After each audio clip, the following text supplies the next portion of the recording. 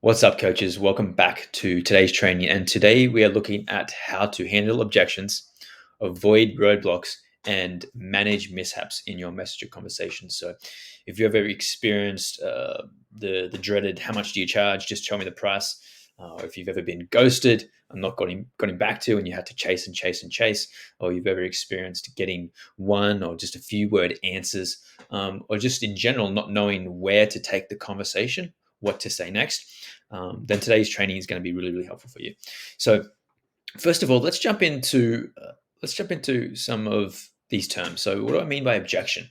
And in this context, guys, when I'm talking about objection, I'm talking about an objection is a reason that someone gives you why they cannot do the thing, i.e., not want to speak to you in Messenger or jump on a call with you. So this may show up as ghosting, no thanks, I don't have the money right now. How much do you charge? Just tell me the price. That type of thing. When someone gives you an objection as to why they can't talk to you, or most likely jump on a call with you, then this is what we're talking about. The next term here is roadblock. And a roadblock is getting stuck along the messaging process, essentially not knowing what to say or where to take it next. So you're going along, you're going through this discovery process, and they're telling you all this stuff about the situation. You're just like, oh, I don't know what to say. We're going to look at how to avoid getting to that place. And a mishap. A mishap is a response or a direction that you take the conversation that triggers or triggered resistance, i.e., fear. Loses trust, took things down an unhelpful place where you get stuck, you get in those roadblocks, or otherwise stop the conversation from flowing. So now, guys, the best way to handle an objection is to not get an objection in the first place. And the way to not get stuck in a roadblock is to stay away from the road that's blocked, right? Makes sense, pretty simple. Essentially, what I'm saying or suggesting here, guys, is that oftentimes these objections, these roadblocks, these mishaps, they're like fully avoidable. And sure, they still come up from time to time, but we can handle them, avoid them, or manage them before they even come up. So the best way to do this is to follow the drive principle. And the reason why I say that is that these objections, if you think of them, and when we talk about sales resistance, that triggers these objections, it's all based on fear. So when we follow the drive process and you take that approach, oftentimes these objections don't come up in the first place because you're not triggering that fear, that sales resistance. So by doing things like, detaching from the outcome, not having that needy energy, not trying to push the conversation anywhere, not feeling desperate that you need this person to jump on a call, you need a client, really working on that yourselves so that you're coming into this messenger process or the call, whatever it is, without that needy energy, without that desperation, and you're really there to look at how you can help this person by using reflective language. So just jumping into this, guys, I want you to understand that with these objections, if we do work on detaching from the outcome and using reflective language, these objections don't come up because objections are usually triggered by what you say or how you say it. So the best two ways to avoid that is to do these two things. Follow the script as much as possible and follow this drive process. I know I'm drilling this home, guys, but this is really important. So because objections are triggered by either what you say or how you say them, they're the two things that you get to focus on. So the what you say can be defined as like following the script. And the how you say it can really come down to like using some softening words, because you can say something in many different ways. For example, how much do you weigh may be taken for some people as a bit sort of jerking. Like, how much do you weigh right now? You can get the same answer or uncover that same thing in a number of different ways. For example, just tell me, like, help me understand. Where are you sort of at with your weight at the moment? You're asking a similar question, but it's how you say it. So if objections are brought up by fear, which are brought up by what you say or how you say it, we get to look at that by following the script and using reflective language, because the what can be oftentimes handled by using reflective language. Because if you're asking them, tell me more about how you want to lose that belly fat, if they use those words, belly fat or stubborn belly fat, whatever they said, I've got this, all this weight around my midsection, I want to lose it. And then you ask them, like, tell me, like, how long have you had this weight around your midsection for? That's not a jarring uh, thing to say to them because they've already said that. Does that make sense, guys? So reflective language really helps to avoid sales resistance and fear because you're asking them about what they just said in their language. It's the important part. Keep using the language that they use, and that's part of the reflecting. What do you mean by a stubborn belly fat? Or what do you mean that you can't seem to lose that weight? Whatever it is, these pre-handles these things from ever coming up. So when it does get time to, if it makes sense to invite them to a call, there is no resistance there because you haven't created any. So follow the script as much as you can, as much as is natural, changing it when you need to with the wording to allow to use the words that they used when needed, and follow the drive principles of detaching and reflecting, inviting, adding value, and existing. So, even after sticking to the script and following the drive, you may get some objections, whether they're logistical or fear-based. Logistical, an objection would maybe like, usually we find these out later on. But if you're getting someone who's telling you a lot, it feels really right, they're really open, they're really truthful, they're really honest, you're really connecting with them, and then they say to you, oh, like I'm busy for the next week at work, but I'd love to jump on a call with you after. You can feel a difference between someone who's really keen to get some help and to get some guidance with things and to jump on a call, for example, or someone who's kind of just, to turn around and saying no without saying no, right? Just because they're fearful of saying no.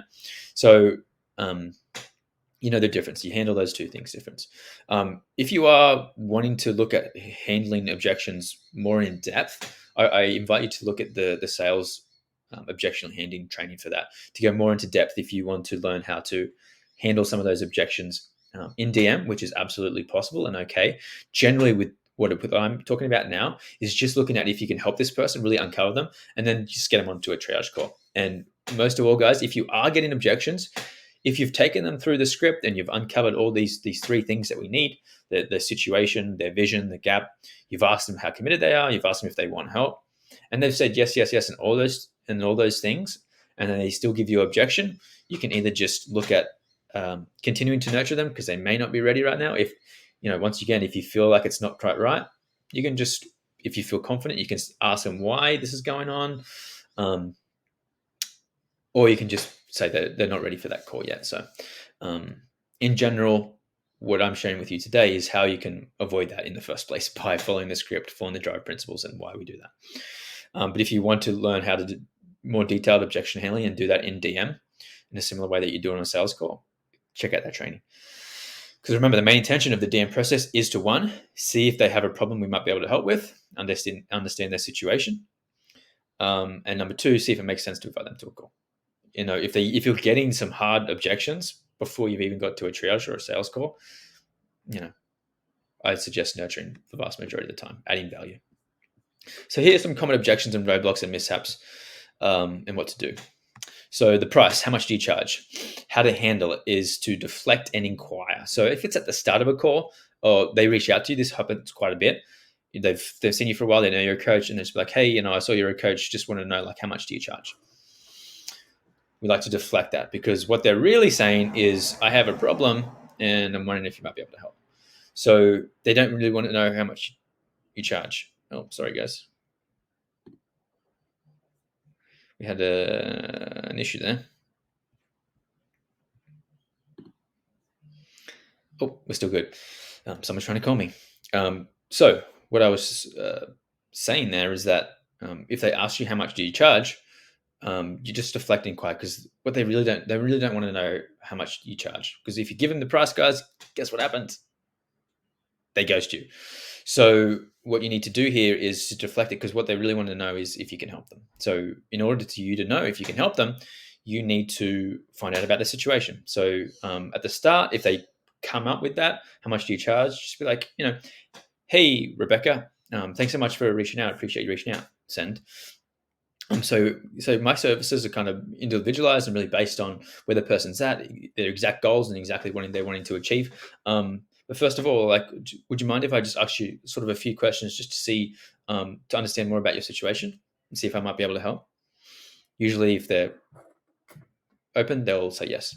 If you go through the discovery process and then you get the objection at the end, you invite them to a call and they're just like, oh, just I don't have much money right now. How much do you charge? Just be like, I totally get that. That's not a problem, Rebecca. Um, my services are individualized based on where the person's at, exactly what they're wanting to achieve. So at this stage, I'm not quite even sure if what I do is what you're looking for, or if it can help. But what we can do is just jump on that 10 to 15 minute call so I can really understand your situation a little bit better, and just to see if and how I can help. Would that make sense?